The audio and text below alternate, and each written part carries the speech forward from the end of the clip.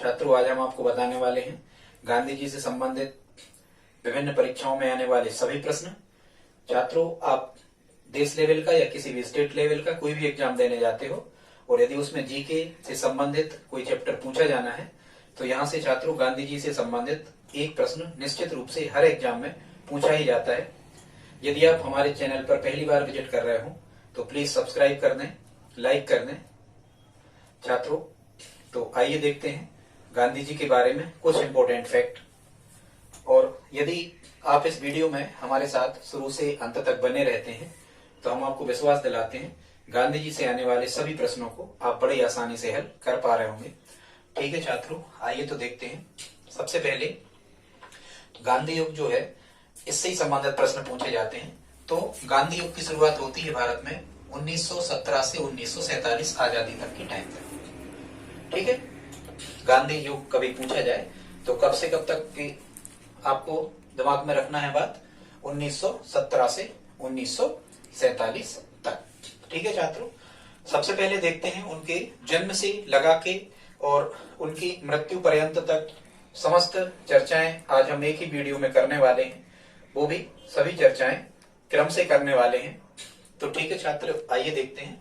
सबसे पहले जन्म, आपको पता होगा जन्म, इनका जो जन्म है ये 2 अक्टूबर 1869 को गुजरात के कठियावाड़ जिले के पोरबंदर नामक स्थान पर हुआ था। ठीक है, जिला पूछा जाए तो गुजरात का कठियावाड़ जिला और पोरबंदर नामक स्थान पर 2 अक्टूबर 1869 को इनका जन्म हुआ। और छात्रों, इनका जो जन्म दिवस है ये हम वर्तमान में अंतरराष्ट्रीय अहिंसा दिवस के रूप में मनाते हैं। किस रूप में मनाते हैं? अंतरराष्ट्रीय अहिंसा दिवस के रूप में इनका जन्मदिन मनाते हैं। इनका जन्मदिन मतलब 2 अक्टूबर को हम क्या कहते हैं? अंतरराष्ट्रीय अहिंसा दिवस। ठीक है, और गांधी जयंती किसे कहेंगे हम? 2 अक्टूबर गांधी जयंती। और छात्रों ध्यान रखना, हमारे जो राष्ट्रीय पर्व या राष्ट्रीय त्योहार हैं भारतवासियों के, वो 3 है, 15 अगस्त, 26 जनवरी और 2 अक्टूबर गांधी जयंती। ठीक है छात्रों, इनके जो पिता का नाम था, इनके पिता का नाम था करमचंद गांधी। इनके पिता का नाम था करमचंद गांधी और गांधी जी का वास्तविक नाम था मोहनदास गांधी। ठीक है, इसलिए इनका जो पूरा नाम था पिता के नाम के साथ में जोड़ा जाता है और इनका पूरा नाम हम कहते हैं मोहनदास करमचंद गांधी। ठीक है, मोहनदास इनका वास्तविक नाम, करमचंद गांधी पिता का नाम, तो इनका संयुक्त नाम बनता है मोहनदास करमचंद गांधी। ठीक है, इनकी माता का नाम था पुतलीबाई और ये बहुत ज्यादा उपवास आदि हिंदू धार्मिक रीति रिवाजों में विश्वास रखने वाली महिला थी। यहीं से धार्मिक रीति रिवाज की शिक्षा उनको अपनी माता से ही मिली थी। ठीक है छात्रों, इनकी माता का नाम था पुतलीबाई और इनकी पत्नी का नाम था कस्तूरबा गांधी। क्या नाम था छात्रों? इनकी पत्नी का नाम था कस्तूरबा गांधी। इनका विवाह हुआ था जब कस्तूरबा गांधी की उम्र 13 वर्ष की थी और लगभग गांधी जी की उम्र 14 वर्ष की थी। ठीक है, महात्मा गांधी जी अपनी पत्नी कस्तूरबा गांधी को बा कह के बुलाते थे। ये सब प्रश्न आते हैं, आप नोट्स बनाएं, आप इन सब चीजों को लिखते जाएं तो आपको समझने में आसानी होगी। ये अपनी पत्नी को क्या कह के बुलाते थे? बा कह के बुलाते थे। छात्रों, इनके 4 पुत्र थे। महात्मा गांधी जी के 4 पुत्र थे, हरिलाल, मणिलाल, रामदास और देवदास। कभी कभी प्रश्न आता है, गांधी जी के 5वें पुत्र जमनालाल बजाज, जिनने इनका साथ दिया, इनके साथ में रहे आंदोलनों के दौरान, जमनालाल बजाज को गांधी जी का 5वां पुत्र कहा जाता है। आप ध्यान रखना। बाकी कभी कभी एक प्रश्न आता है यहाँ से कि गांधी जी सबसे ज्यादा परेशान किससे रहते थे? तो 2 लोगों से सबसे ज्यादा परेशान रहते थे गांधी जी। एक तो अपने पुत्र हरिलाल से और दूसरे परेशान रहते थे मोहम्मद अली जिन्ना से। ठीक है, ये 2 बातें आपको ध्यान रखना है।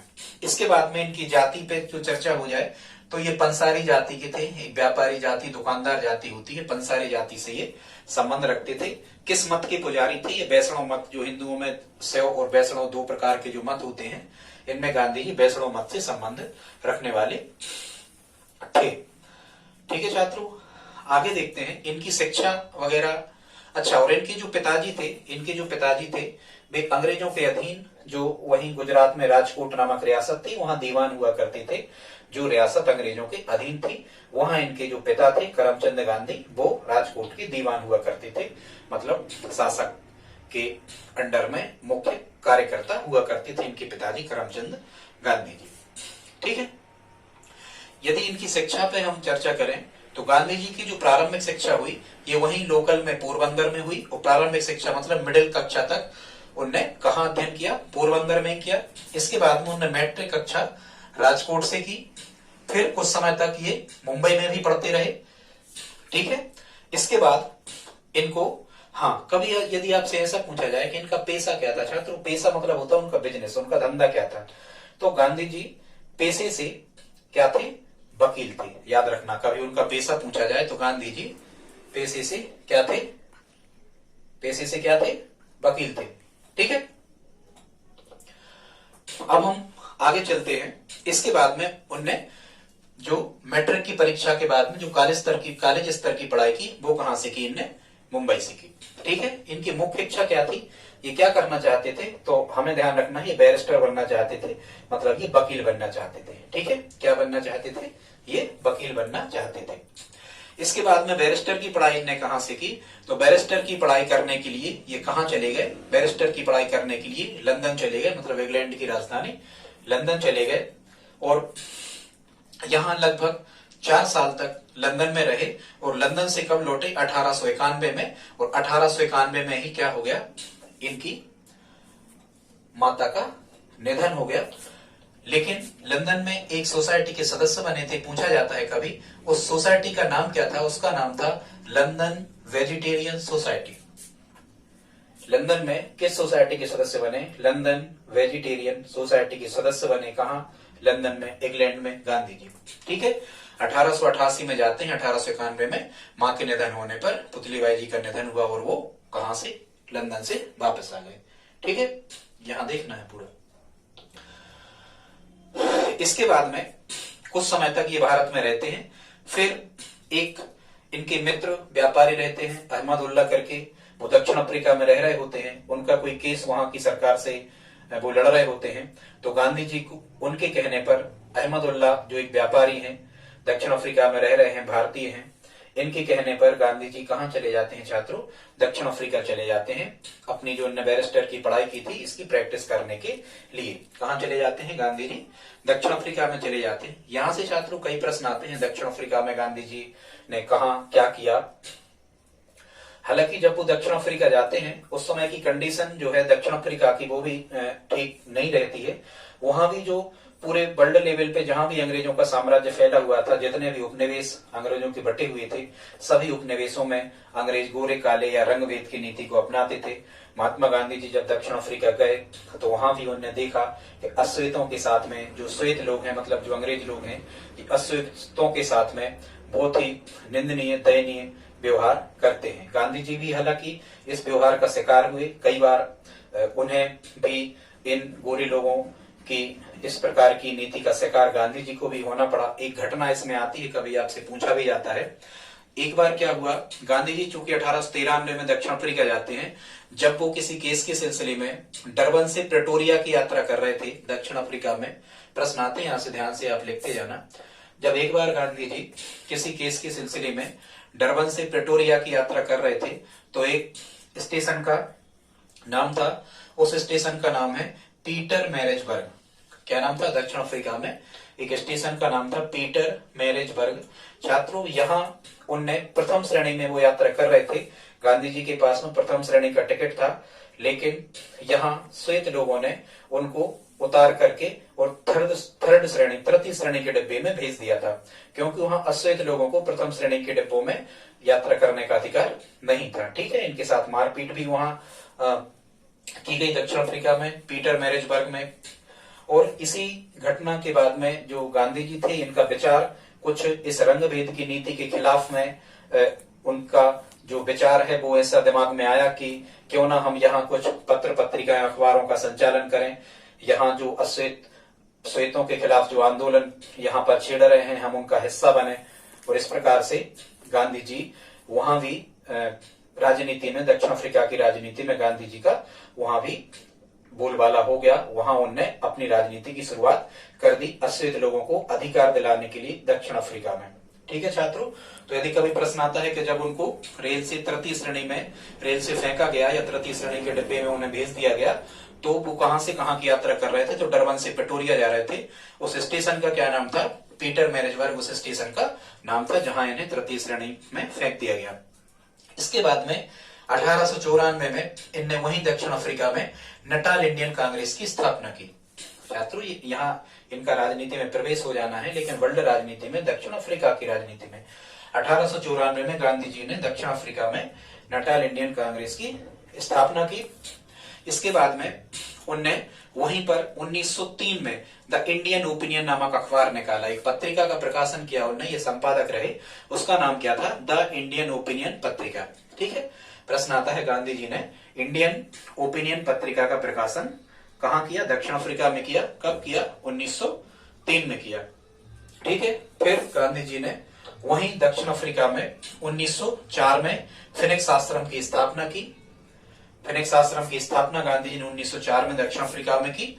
इसके बाद में इनने 1906 में पहला सत्याग्रह किया वहां। छात्रों एक चीज ध्यान रखना, ये जो सत्याग्रह शब्द है, सत्याग्रह शब्द का अर्थ होता है सत्य के लिए किया गया आग्रह, मतलब शांतिपूर्ण अहिंसात्मक तरीके से शासन के समक्ष अपनी मांगों को रखना सत्याग्रह कहलाता है। या हम सत्याग्रह शब्द का अर्थ कहें, सत्याग्रह शब्द का अर्थ होता है सत्य के प्रति किया गया आग्रह।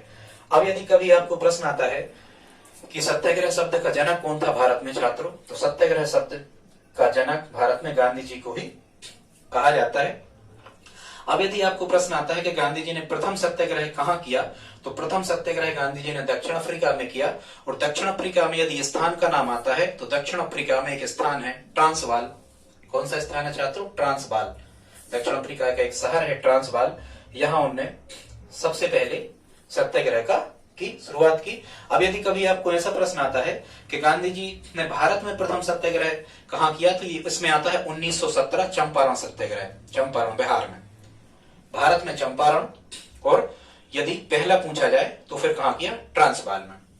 यहां लिखा है गोपाल कृष्ण गोखले। छात्रों कभी कभी आपसे पूछा जाता है कि गांधी जी के राजनीतिक गुरु कौन थे, तो आपको कहना है गोपाल कृष्ण गोखले। ठीक है, गांधी जी के राजनीतिक गुरु जिनने उनको राजनीति की शिक्षा दी, कहां जाना है, किस ग्रुप में जाना है, कैसे राजनीति करना है, ये शिक्षा देने वाले कौन थे, गोपाल कृष्ण गोखले। कभी कभी प्रश्न आता है कि ऐसे भारतीय नेता का नाम बताइए जो गांधी जी से मिलने दक्षिण अफ्रीका गए थे, तो गोपाल कृष्ण गोखले जी गांधी जी से मिलने दक्षिण अफ्रीका गए थे। ठीक है, दो गुरु थे इनके, एक तो थे लियो टॉलस्टॉय, ध्यान रखना लियो टॉलस्टॉय इनके आध्यात्मिक गुरु थे। ठीक है, लियो टॉलस्टॉय इनके आध्यात्मिक गुरु थे। और एक चीज और ध्यान रखना, सर्वाधिक ये प्रभावित किस व्यक्ति के जीवन से थे, तो सर्वाधिक ये प्रभावित जो थे ये लियो टॉलस्टॉय से सबसे ज्यादा प्रभावित थे। इन्हीं की शिक्षाओं का, गांधी जी के दर्शन पर, गांधी जी की शिक्षाओं पर लियो टॉलस्टॉय, जो कि ये रूस के एक बहुत बड़े साहित्यकार थे, वार एंड पीस जैसी रचनाएं लियो टॉलस्टॉय के द्वारा करी गई हैं, ये उन्हीं को ज्यादा पढ़ते थे। गांधी जी का दर्शन उन्हीं की रचनाओं से प्रभावित है। ठीक है, लियो टॉलस्टॉय इनके कौन थे, आध्यात्मिक गुरु थे, और राजनीतिक गुरु थे गोपाल कृष्ण गोखले। ठीक है, दक्षिण अफ्रीका में एक टॉलस्टॉय आश्रम था।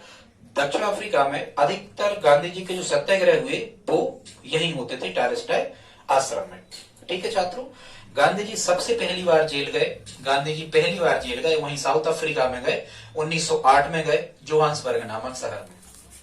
छात्रों गांधी जी पहली बार जेल कब गए, 1908 में गए। और कहां गए, दक्षिण अफ्रीका में गए, कौन से शहर में, जोहान्सबर्ग शहर में। ठीक है, इसके बाद में एक बहुत इंपॉर्टेंट फैक्ट, इतने ही राजनीति से यहां दक्षिण अफ्रीका से प्रश्न आते हैं।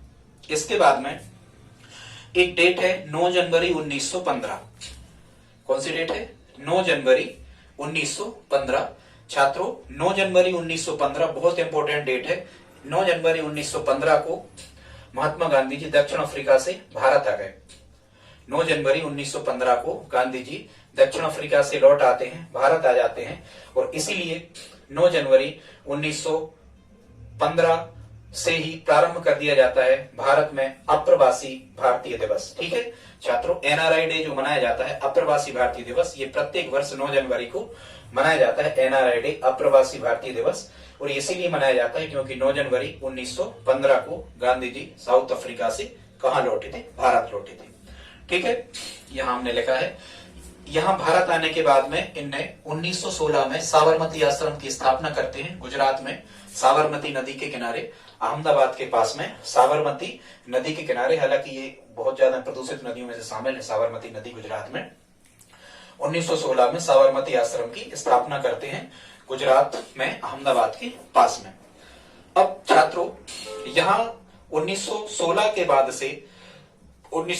बाद से इनने भारतीय राष्ट्रीय कांग्रेस के भी ये सदस्य रहे।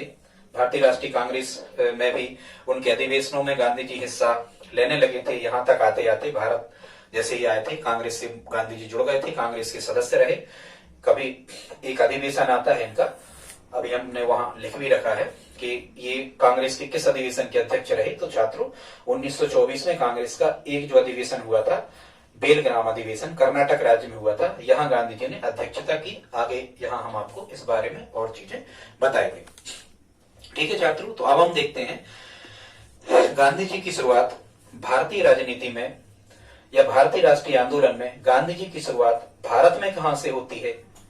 तो ध्यान रखना, गांधी जी की शुरुआत भारतीय राष्ट्रीय आंदोलन में, या हम कहें भारत के इतिहास में या भारत की राजनीति में, गांधी जी की शुरुआत कहां से होती है। चंपारण सत्याग्रह 1917, बहुत इंपॉर्टेंट फैक्ट छात्रों। चंपारण सत्याग्रह 1917, चंपारण बिहार में, बिहार का एक जिला है चंपारण। ठीक है, यहाँ क्या कंडीशन होती है, आपने सुना होगा अंग्रेज जो थे ये किसानों को नील की खेती करने के लिए बाध्य करते थे। अब चूंकि नील की जो जड़ें हैं वो बहुत गहरे तक जाती थी और खेती को वो उनकी उर्वरा शक्ति को नष्ट करती थी नील की खेती। अंग्रेजों ने एक नियम लागू उस समय पर कर दिया था, और वो नियम क्या लागू कर दिया था, उस समय तिनकटिया एक नियम चलता था जो अंग्रेजों ने चलाया था। कौन सा नियम चलता था? तिनकटिया। छात्रों तिनकटिया नियम क्या होता था कि तिनकटिया नियम में क्या होता था कि 3/20 भाग जो जमीन का होता था, मतलब आपको हर 20 कटिया पे 3 कटिया जमीन पर नील की खेती आपको करना होगी अनिवार्य रूप से। ऐसा अंग्रेजों ने क्या कर दिया था, एक नियम बना दिया था। ठीक है, और ध्यान रखना यहां हमने लिखा है ये सत्याग्रह शब्द के जनक गांधी जी हैं। वो गांधी जी का प्रथम सत्याग्रह चंपारण सत्याग्रह बिहार में, प्रथम सत्याग्रह इसी को कहते हैं भारत में। किसको? चंपारण सत्याग्रह, बिहार वाले सत्याग्रह को। तो यहाँ अंग्रेज 3 कटिया जमीन पर, हर 20 कटिया में 3 कटिया जमीन पर अनिवार्य कर दिया था उनने नील की खेती को करना, जबकि किसान ऐसा नहीं चाहते थे। यहाँ छात्रों एक नाम आता है चंपारण सत्याग्रह में। गांधी जी किसके आग्रह पर चंपारण सत्याग्रह करने के लिए चंपारण या बिहार गए थे? तो यहाँ एक स्थानीय किसान नेता का नाम आता है राजकुमार शुक्ला। क्या नाम आता है छात्रों? यहाँ से प्रश्न आते हैं, बड़े इंपॉर्टेंट फैक्ट है, आप सब उनको नोट करते जाएं। राजकुमार शुक्ला स्थानीय किसान नेता, इनके कहने पर चंपारण में उनने आंदोलन किया था, और इसमें उनने क्या किया था कि 25% जो टैक्स था किसानों का वो वापस अंग्रेजों से ले लिया था। ठीक है, अब हम देखते हैं। हाँ, और यहाँ एक चीज और, यहाँ किसका सहयोग किया था उनने, किसने सहयोग किया था? राजकुमार शुक्ला ने। यहाँ चंपारण सत्याग्रह बिहार में, इस सत्याग्रह के सफल हो जाने के बाद में गांधी जी के लिए यहाँ जो टैगोर हैं, रविंद्रनाथ टैगोर जी, ये महात्मा की उपाधि देते हैं। ठीक है, कौन देता है? महात्मा की उपाधि देते हैं। कौन देते हैं? रविंद्रनाथ टैगोर जी। चंपारण सत्याग्रह के बाद में ध्यान रखना, महात्मा गांधी को, महात्मा शब्द ये संस्कृत का शब्द है, महात्मा की उपाधि किसने दी? टैगोर ने दी। और रविंद्रनाथ टैगोर जी को गुरुदेव की उपाधि किसने दी? ठीक है, गुरुदेव की उपाधि किसने दी? अपन कहते गुरुदेव रविंद्रनाथ टैगोर, ये गांधी जी ने। ठीक है, दोनों ने एक दूसरे को संबोधित किया। आप समझ रहे होंगे, टैगोर ने महात्मा कहा गांधी जी को, और महात्मा गांधी जी ने इनको गुरुदेव कहा। ठीक है, अब कभी कभी आपको प्रश्न आता है कि गुजराती भाषा में बापू जो कहते हैं, गांधी जी का एक नाम और है बापू भी हम उन्हें कहते हैं। भारत के चूंकि वो राष्ट्रपिता हैं, सुभाष चंद्र बोस जी ने सबसे पहले उनको राष्ट्रपिता से संबोधित किया एक रेडियो चैनल पर, उनसे जब उनकी रेडियो के माध्यम से बात हुई तो यहाँ हमें याद रखना है बापू, या गुजराती भाषा में जो हम बापू कहते हैं, सबसे पहले बापू किसने कहा? तो यहाँ से छात्रों आपको 2 प्रश्न आते हैं। या तो नाम आता है राजकुमार शुक्ला जो चंपारण के स्थानीय किसान नेता थे, या फिर आपको नाम आता है रविंद्रनाथ टैगोर जी ने इनको सबसे पहले बापू कहा। यहाँ 2 में से आपको कोई एक ऑप्शन आता है। ठीक है। इसके बाद हम चलते हैं चंपारण सत्याग्रह 17 के बाद में हम आगे बढ़ते हैं खेड़ा सत्याग्रह 1918। छात्रों, ये जो खेड़ा है ये गुजरात का एक जिला है। खेड़ा सत्याग्रह 1918 में क्या होता है, 1918 में यहाँ खेड़ा नामक स्थान पर जिले में लगभग गुजरात राज्य में यहाँ अकाल पड़ता है। उस समय अंग्रेजों का जो भारतीय किसानों से जो टैक्स लेने का जो नियम था वो ये था कि यदि किसी वर्ष आपकी जितनी औसत उपज होती है, यदि किसी वर्ष इस औसत उपज का 1/4 हिस्सा से यदि कम उपज होती है तो आपका टैक्स माफ कर दिया जाएगा। आपसे लगान कृषि का जो भू राजस्व वसूलते थे अंग्रेज मालगुजारों से, वो मालगुजार मतलब किसानों से वो टैक्स नहीं वसूलेंगे। लेकिन अंग्रेजों ने क्या किया, इसका उल्टा कर दिया। अकाल पड़ने के बाद टैक्स माफ करना तो ठीक, 1918 में खेड़ा में उनने क्या कर दिया, उनने 23% टैक्स और बढ़ा दिया। क्या कर दिया, 23% टैक्स और बढ़ा दिया। तो यहां गांधी जी ने दूसरा सत्याग्रह किया, खेड़ा सत्याग्रह, और यहां गांधी जी को किसका सहयोग मिला, यहां गांधी जी को सहयोग मिला सरदार वल्लभ भाई पटेल का यहाँ सहयोग मिला। और इसी के बाद में सरदार वल्लभ भाई पटेल के लिए गांधी जी एक उपाधि दे देते हैं, वो कहते हैं इनको सरदार। वल्लभ भाई पटेल जी को क्या कहा उनने, सरदार। आपको पता होगा वल्लभ भाई पटेल भारत का बिस्मार्क इनको कहा जाता है। ये पहले गृह मंत्री भारत के और पहले उप प्रधानमंत्री थे, सरदार वल्लभ भाई पटेल। इनको सरदार की उपाधि गांधी जी के द्वारा दी गई, याद रखना, ठीक है। इसके बाद में हम चलें तो 1918 में ही एक सत्याग्रह गांधी जी और करते हैं जिसको हम अहमदाबाद मिल हड़ताल के नाम से जानते हैं। 1918 में यहां गांधी जी की प्रथम भूख हड़ताल थी। ध्यान देना, ये भूख हड़ताल अलग और सत्याग्रह अलग। भूख हड़ताल का मतलब होता है छात्रों आमरण अनशन। गांधी जी ने प्रथम सत्याग्रह तो कहां किया, चंपारण में, लेकिन गांधी जी ने प्रथम भूख हड़ताल कहां की, अहमदाबाद में।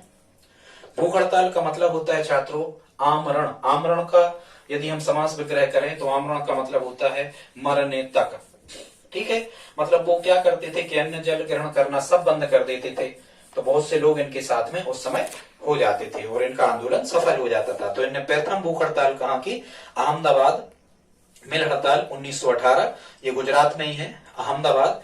यहां क्या हो रहा था कि जो टेक्सटाइल मालिक जो थे, मतलब जो कपड़ों की मिल होती है, इसके जो मालिक थे, इनका अत्याचार श्रमिकों पर बढ़ता जा रहा था। इनको बोनस या अन्य सुविधाएं टेक्सटाइल्स के जो मालिक थे वो नहीं दे रहे थे।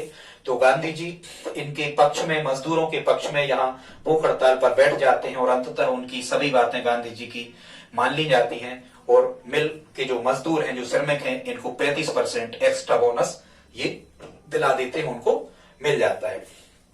इसके बाद में छात्रों 1918 के बाद में हमें आ जाना है, अंग्रेजों ने एक एक्ट पास किया जिसका नाम था रोलेक्ट एक्ट, ठीक है। उसका क्या नाम था छात्रों, रोलेक्ट एक्ट। ये एक न्यायाधीश थे जिनका नाम था sir Sidney Rowlatt, sir Sidney Rowlatt, ठीक है, या रोलेक्ट भी कह सकते हो। सर सिडनी रोलेट एक न्यायाधीश थे, अंग्रेज न्यायाधीश थे सर सिडनी रोलेट।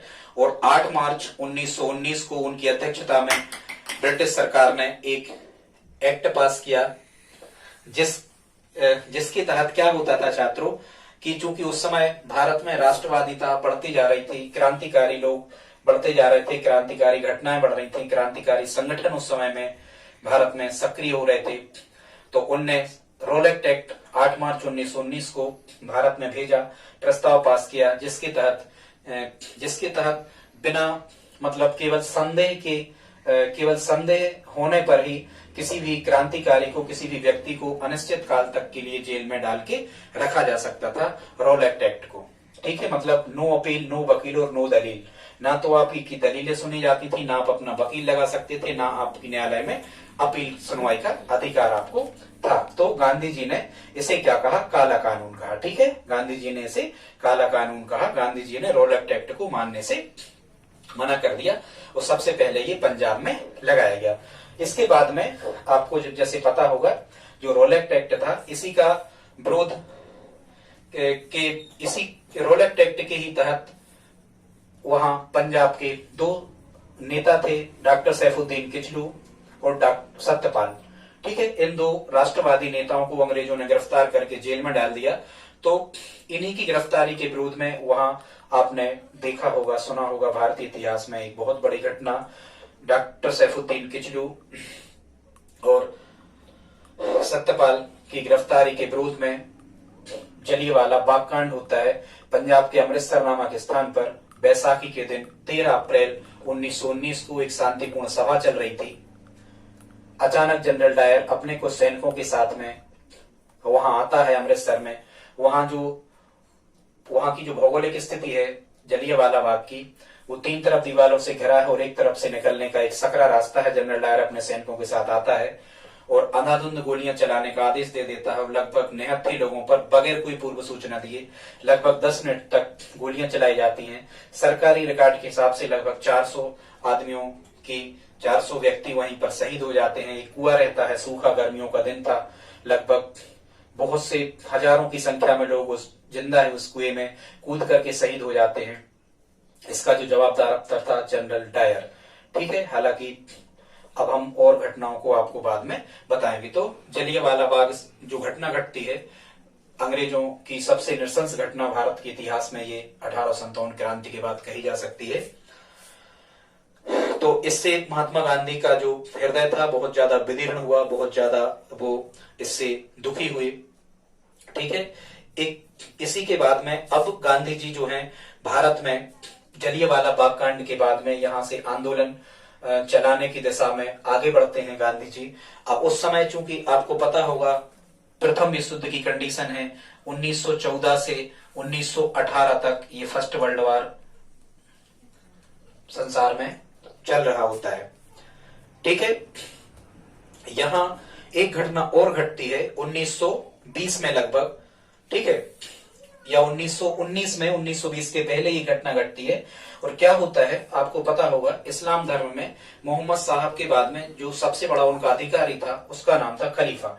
टर्की में चूंकि बहुत सारे मुस्लिम बाहुल्य देश है, वहां प्रथम विश्व युद्ध के दौरान अंग्रेज टर्की में खलीफा के खिलाफ, मतलब खलीफा से अन्याय करते हैं, खलीफा की शक्तियों को छीन लेते हैं, उसे आपदस्थ कर देते हैं अपने पद से खलीफा को। तो पूरे विश्व के जो अधिकतर जो मुसलमान लोग हैं ये नाराज हो जाते हैं अंग्रेजों से। और यहाँ भारत में भी मोहम्मद अली और शौकत अली, 2 भाइयों के नेतृत्व में भारत में खिलाफत आंदोलन की शुरुआत हो जाती है। ठीक है छात्रों, गांधी जी भी इस खिलाफत आंदोलन में कूद पड़ते हैं। और गांधी जी खिलाफत आंदोलन में क्यों कूद पड़ते हैं, प्रश्न आता है आपको। गांधी जी ने खिलाफत आंदोलन का सहयोग इसलिए किया क्योंकि भारत के जो मुसलमान भाई हैं ये गांधी जी के आंदोलनों में गांधी जी का साथ दे। आजादी की लड़ाई में मुसलमान भी बराबरी से लड़े, इसलिए गांधी जी ने मोहम्मद अली और शौकत अली का यहाँ खिलाफत आंदोलन में भाग लिया। ठीक है, यहाँ एक आंदोलन और चलाया जाता है, स्वदेशी आंदोलन भी लगातार गांधी जी द्वारा चलाया गया। मतलब स्वदेश की वस्तुओं को अपनाया जाए और विदेश की वस्तुओं का बहिष्कार या त्याग किया जाए, इसलिए विदेशी पदवियां लोगों ने त्याग दी। गांधी जी ने खुद केसरी हिंद की उपाधि लौटा दी थी जलियांवाला बाग हत्याकांड के बाद में। कई लोगों ने अपनी उपाधियां वापस कर दी, सरकारी नौकरियों को त्याग दिया, विदेशी वस्त्रों की होली जला दी गई। ये स्वदेशी और बहिष्कार आंदोलन कहलाता है। स्वदेशी और बहिष्कार आंदोलन और खिलाफत आंदोलन और असहयोग आंदोलन छात्रों एक साथ ही चले लगभग 1919 से 22 के लगभग। ठीक है, बताएंगे आगे कैसे असहयोग आंदोलन को स्थगित कर दिया गया। यहाँ एक चीज और गांधी जी से पूछी जाती है, वो क्या थी कि भारतीय खिलाफत कमेटी की अध्यक्षता की एक बार दिल्ली में उन्होंने 23 नवंबर 1919 को। यहां से तय होता है कि गांधी जी खिलाफत आंदोलन में सक्रिय रूप से शामिल हुए थे।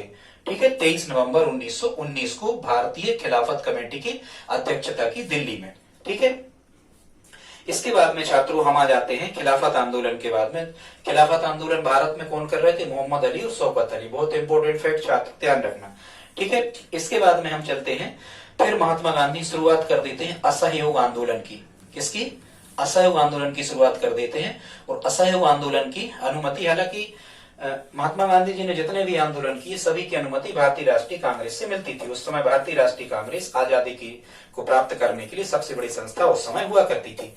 तो 1 अगस्त 1920 को गांधी जी को परमिशन मिल गई या शुरुआत कर दी उनने किस आंदोलन की, असहयोग आंदोलन की। ठीक है, अब यहां से प्रश्न ज्यादा कुछ आते नहीं है असहयोग आंदोलन से, बस यहाँ खिलाफत से प्रश्न होते हैं। यहाँ सहयोग की डेट पूछी जाती है 1 अगस्त 1920 की। छात्रों, गांधी जी की पूरी राजनीति में, पूरे आंदोलनों में हमें यह देखने को मिलता है कि वो सबसे ज्यादा सत्य और अहिंसा के पुजारी थे। इसका मतलब वो अहिंसात्मक तरीके से देश को आजाद रखवाने विश्वास रखते थे, आजाद करवाने में। ठीक है, कभी भी उनने आजादी के दौरान, आजादी आंदोलन के दौरान हिंसा का मार्ग अपनाने को नहीं कहा। ठीक है, ना उनने खुद हिंसा का मार्ग अपनाया। अब जब असहयोग आंदोलन चल रहा होता है उस समय छात्रों एक घटना और घट जाती है। क्या होता है उस घटना का नाम है, कभी कभी प्रश्न आता है, गांधी जी ने असहयोग आंदोलन क्यों स्थगित कर दिया। छात्रों, तो गांधी जी ने असहयोग आंदोलन स्थगित किया था, ये किया था चोरी चोरा घटना से दुखी होकर। अब हम आपको बताते हैं कि ये चोरा चोरी घटना क्या थी। ठीक है, असहयोग आंदोलन स्थगित होने का कारण क्या रहा, चोरा चोरी घटना। अब हम आपको बताते हैं चोरा चोरी घटना क्या थी। ठीक है, यहाँ लिखा है चोरा चोरी घटना। छात्रों, क्या हुआ, ये घटना चोरी चोरा जो नामक स्थान है, ये चोरा चोरी नामक स्थान है उत्तर प्रदेश के गोरखपुर जिले का एक स्थान है, जिसका नाम है, उत्तर प्रदेश के गोरखपुर जिले का स्थान का नाम है चोरा चोरी। एक गांव का नाम है। क्या होता है यहाँ, 5 फरवरी 1922 के दिन की घटना, ध्यान रखना, चोरा चोरी घटना 5 फरवरी 1922। 5 फरवरी 1922 को क्या होता है, वहां किसी गांव में चोरा चोरी नामक स्थान पर कोई नाराज जो भीड़ रहती है, आंदोलित जो भीड़ रहती है, ये भीड़ एक पुलिस थाने में आग लगा देती है। ठीक है, दरवाजे बंद करके। तो इसमें लगभग 21 सिपाही और एक दरोगा की इसमें डेथ हो जाती है। गांधी जी को जैसे ही इस हिंसात्मक घटना के बारे में जानकारी लगती है तो गांधी जी चूंकि अहिंसा के पुजारी थे, अहिंसात्मक तरीके से देश को आजाद करवाना चाहते थे, इसलिए हिंसात्मक घटना से दुखी होकर गांधी जी घोषणा कर देते हैं असहयोग आंदोलन को वापस लेने की। अंततः ये घटना घटने के 5 दिन बाद 11 फरवरी 1922, ध्यान रखना, गांधी जी ने 11 फरवरी 1922 को असहयोग आंदोलन को स्थगित कर दिया। जब गांधी जी ने असहयोग आंदोलन को स्थगित किया तो उस समय सुभाष चंद्र बोस ने इस स्थगन को क्या कहा, राष्ट्रीय संकट कहा। मतलब सुभाष चंद्र बोस के अनुसार देश राष्ट्रीय संकट में पहुंच गया। ठीक है, उनके अनुसार आंदोलन को वापस नहीं लेना था। ठीक है छात्रों, इसके बाद हम चलते हैं 1920 के बाद में हम चलते हैं, 22 के बाद में हम चलते हैं। तो गांधी जी का अगला जो आंदोलन होना है वो होना है दांडी मार्च के बाद में सविनय अवज्ञा आंदोलन। ठीक है, और वो कब होना है, दांडी यात्रा के बाद में होना है।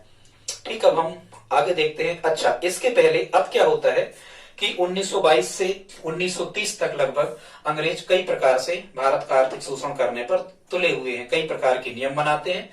ठीक है, सेना में खर्चा को बढ़ाते हैं और बहुत सारी बातें। खैर ठीक, तो क्या होता है, एक बार गांधी जी उस समय 1930 के लगभग में भारत का जो वायसराय होता है वो होता है लॉर्ड इरविन। कौन होता है, लॉर्ड इरविन। गांधी जी ने लॉर्ड इरविन के सामने 11 सूत्रीय मांगे रखी। एक बार कितनी, 11 सूत्रीय मांगे। भारतीय राष्ट्रीय कांग्रेस की ही ये मांगे थी क्योंकि गांधी जी उसके सदस्य थे। तो 11 सूत्रीय मांगे गांधी जी ने किसके समक्ष रखी, लॉर्ड इरविन के समक्ष रखी।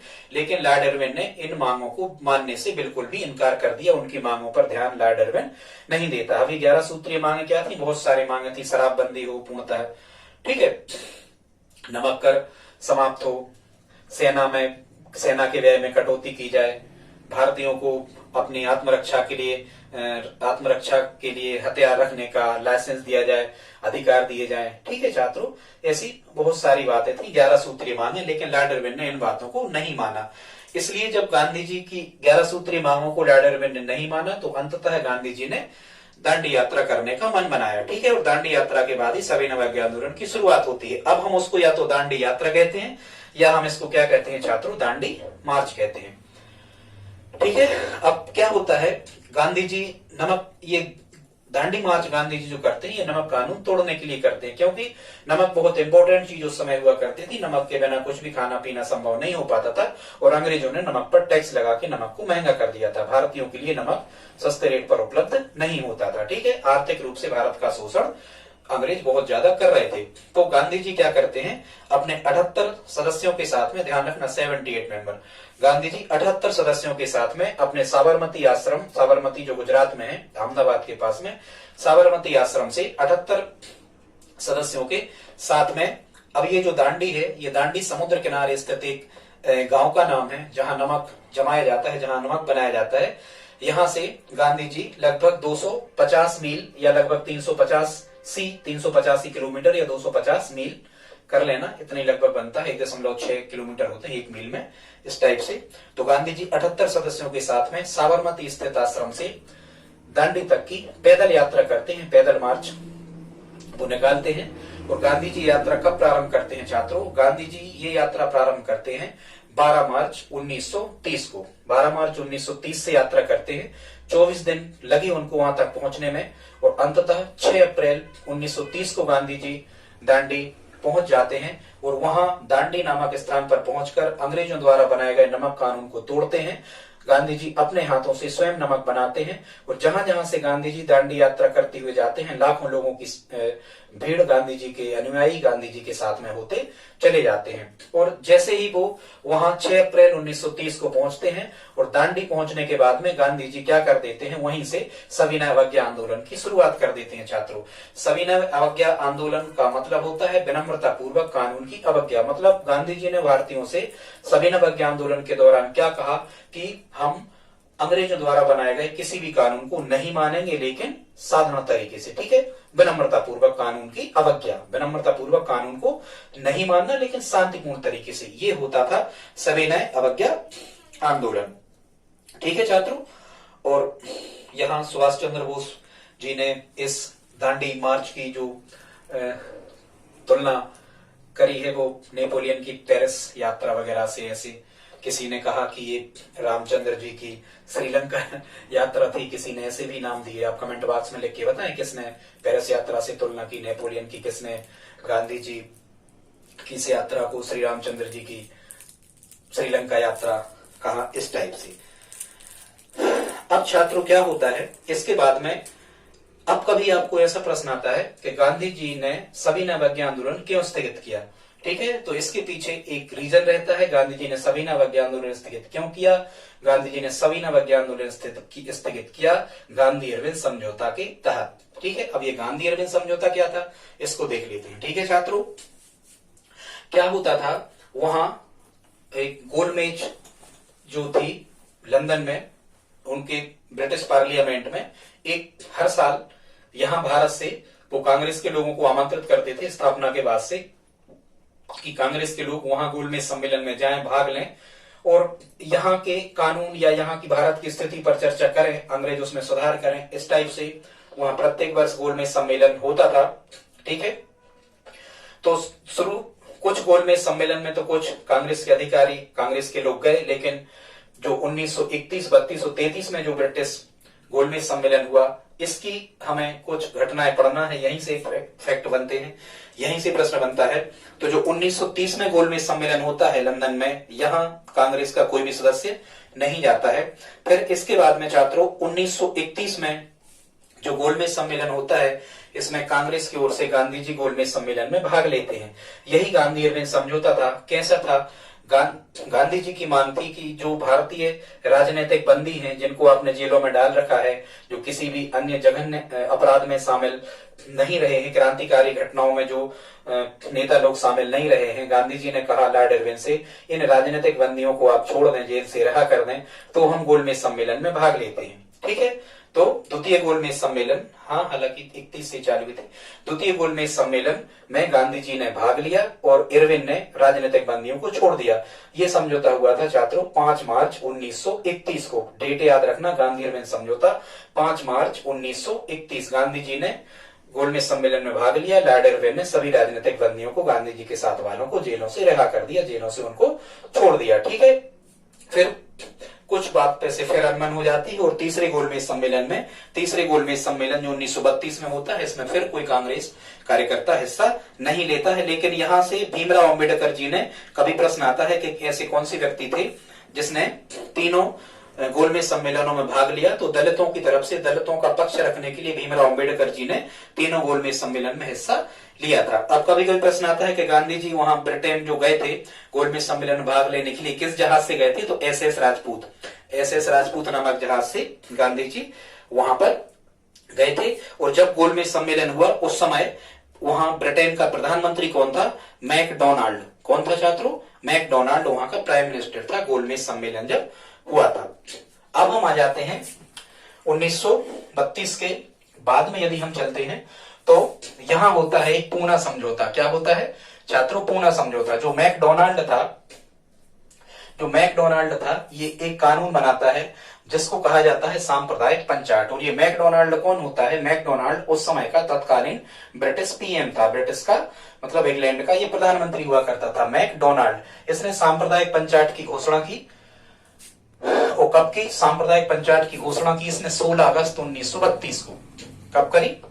16 अगस्त 1932 को इसने सांप्रदायिक पंचायत की घोषणा की। छात्रों, इस सांप्रदायिक पंचायत में क्या होना था? हमारे भारत के जो दलित लोग थे इनके लिए पृथक निर्वाचन क्षेत्र की घोषणा की जाती है। इसका मतलब ये था कि दलितों से ही व्यक्ति चुनाव लड़ेगा और उनके लिए दलित ही वोट डालेंगे, ठीक है। लेकिन जो सवर्ण हिंदू लोग थे वो गांधी जी के पास गए, गांधी जी से उन्हें आग्रह किया, गांधी जी उनकी बात अच्छी लगी। गांधी जी नहीं चाहते थे कि सवर्णों में और दलितों में भारत में फूट डाली जाए।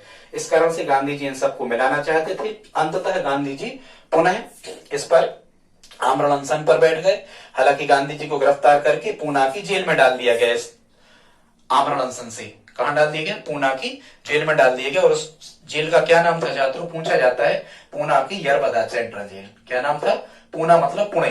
क्या नाम था? पूना मतलब पुणे। पुणे की यरबदा जेल में गांधी जी को डाल दिया जाता है पत्नी सहित, मतलब कस्तूरबा गांधी भी उनके साथ में होती हैं। और छात्रों, इसी यरबदा सेंट्रल जेल में उनकी पत्नी की डेथ हो जाती है 22 फरवरी 1944 को। 22 फरवरी 1944 को कस्तूरबा बाई गांधी की डेथ हो जाती है पुणे या पूना एक ही बात है, पूना या पुणे की जेल में। हालांकि फिर क्या होता है इसके बाद में 24 सितंबर 1932 को उसी पूना जेल में दलितों की तरफ से डॉक्टर भीमराव जी अंबेडकर और सवर्णों की तरफ से गांधी जी के बीच में एक समझौता होता है। अंबेडकर जी इस बात को मान जाते हैं, पृथक प्रतिनिधित्व, पृथक निर्वाचन क्षेत्र की घोषणा को वो दोनों लोग मिलकर अस्वीकार कर लेते हैं, सरकार भी मान जाती है।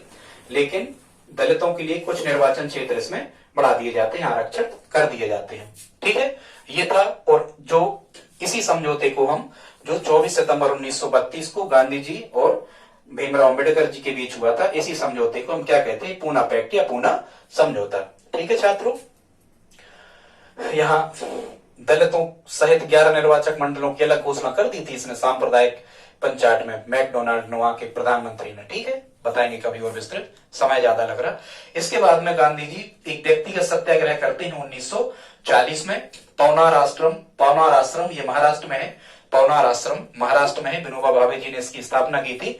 और इस व्यक्तिगत सत्याग्रह की पहली सत्याग्रही बनते हैं विनोबा भावे जी, ठीक है। और दूसरे बनते हैं जवाहरलाल नेहरू जी। और इसी व्यक्तिगत सत्याग्रह 1940 वाले को कहते हैं हम दिल्ली चलो सत्याग्रह। इसी को दिल्ली चलो सत्याग्रह भी कहा जाता है, ठीक है छात्रों। इसके बाद में हम आ जाते हैं भारत छोड़ो या अगस्त आंदोलन। गांधी जी के द्वारा चलाया गया प्रथम आंदोलन था कौन सा?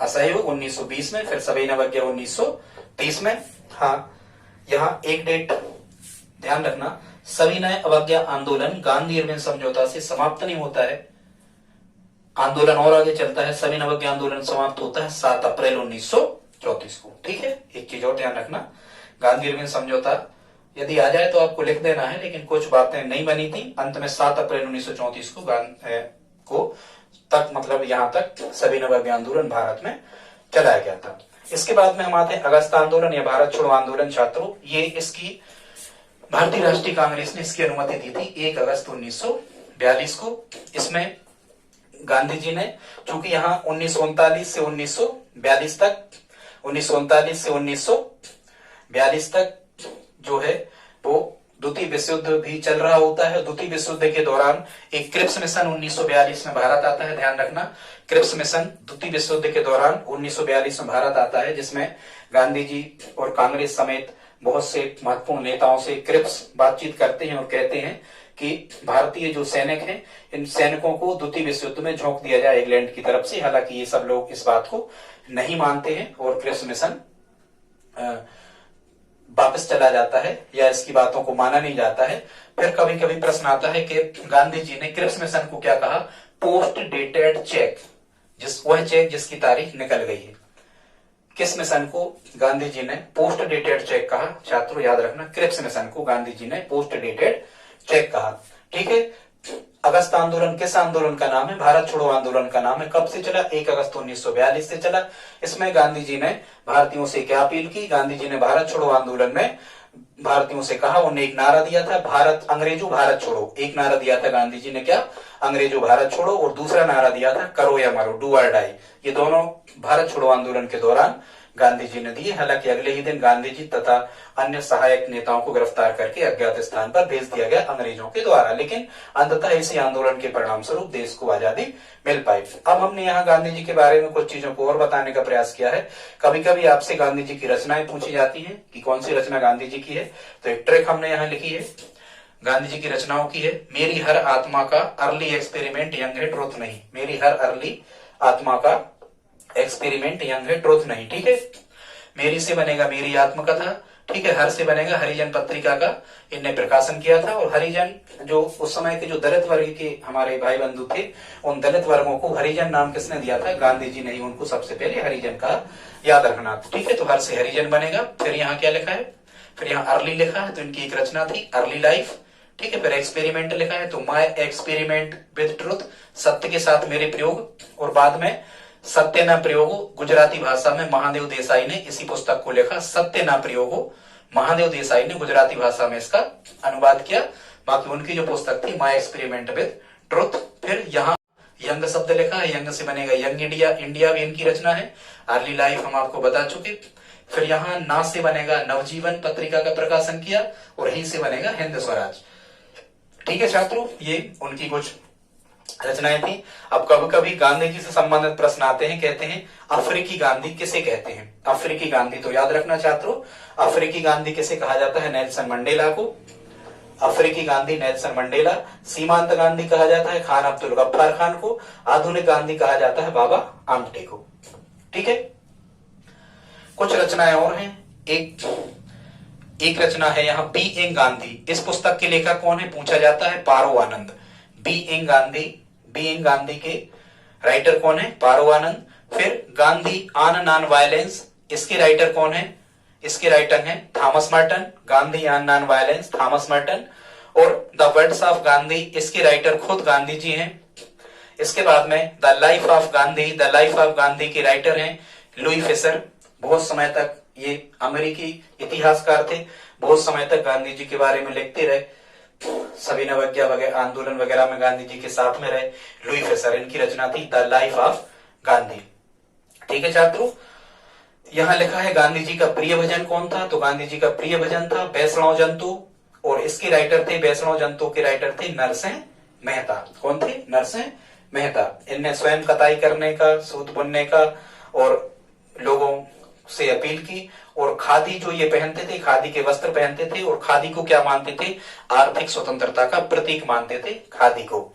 यहाँ कुछ चीजें और लिखी हैं, इनको हम देख लेते हैं।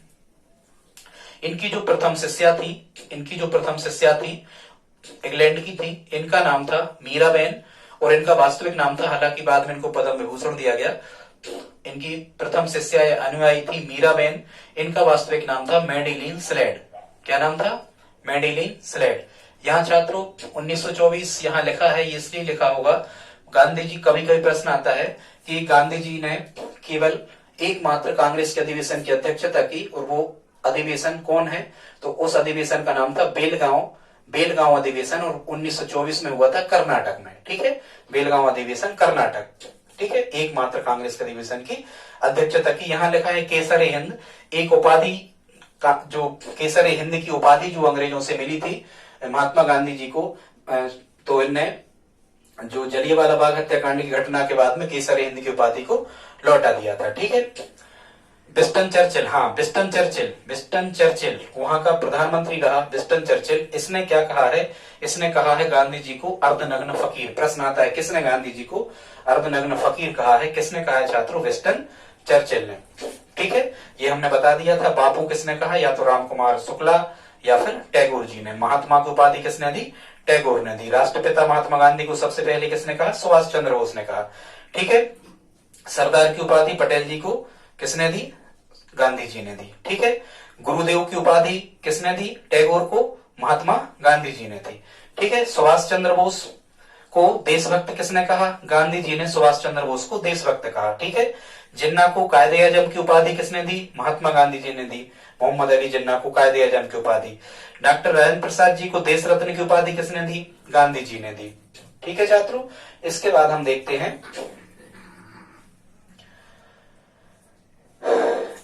देखते हैं उनके जीवन का अंतिम उपवास। क्या देखते हैं? उनके जीवन का छात्रों जो अंतिम उपवास रहा, ये उपवास मतलब ये माता जी से प्रेरित थे। इनकी माता जी भी उपवास रखती थी और जब तक सूर्य नहीं निकलता था तब तक उनकी माता जी भोजन नहीं करती थी। ठीक इसी प्रकार से गांधी जी भी उपवास रखते थे, 4-4, 5-5, 6-6 दिन का उपवास रखते थे गांधी जी। जीवन का अंतिम जो इनका उपवास रहा छात्रों, ये रहा 13 जनवरी 1948 से। 13 जनवरी 1948 से। और कितने दिन का उपवास रहा? 5 दिन का उपवास रहा। और इस समय 1948 के टाइम पीरियड पर लगभग ये दिल्ली में रहने लगे थे। कहाँ रहते थे? इनका निवास था बिड़ला हाउस, दिल्ली। कहाँ निवास था? बिड़ला हाउस, दिल्ली। और एक घटना घटती है 30 जनवरी 1948। 30 जनवरी शहीद दिवस कहलाता है छात्रों ये। 30 जनवरी 1948 को शाम 5:17 पर इटालियन पिस्टल से, किससे? इटालियन पिस्टल से नाथूराम गोडसे नामक व्यक्ति द्वारा उनको गोली मार दी जाती है और उनके अंतिम जो शब्द निकलते हैं वो थे हे राम। ठीक है, वो शहीद हो जाते हैं देश के लिए। इसके बाद में कभी कभी प्रश्न आता है कि कंधा देने वालों में से मुस्लिम व्यक्ति कौन थे? तो अबुल कलाम आजाद थे, जो स्वतंत्र भारत के पहले शिक्षा मंत्री भी रहे। अब इनकी समाधि कहाँ है? तो यमुना नदी के किनारे, चूंकि दिल्ली से निकलती यमुना नदी के किनारे दिल्ली में राजघाट नामक स्थान पर काले संगमरमर से निर्मित चबूतरा इनकी समाधि है। छात्रों, इनकी अंतिम इच्छा पूछी जाए तो क्या थी? हर आंख से आंसू पोंछ देना, ये गांधी जी की अंतिम इच्छा रहती है। ठीक है छात्रों, हमने जल्दी जल्दी में बताने का प्रयास किया। कुछ फैक्ट मिस्टेक हो तो आप कमेंट बॉक्स में लिखें, अगली बार से हम सुधार करेंगे। यदि आपको वीडियो अच्छा लगा हो तो प्लीज लाइक कर दें, सब्सक्राइब कर लें और अगला वीडियो देखने के लिए तैयार रहें। धन्यवाद।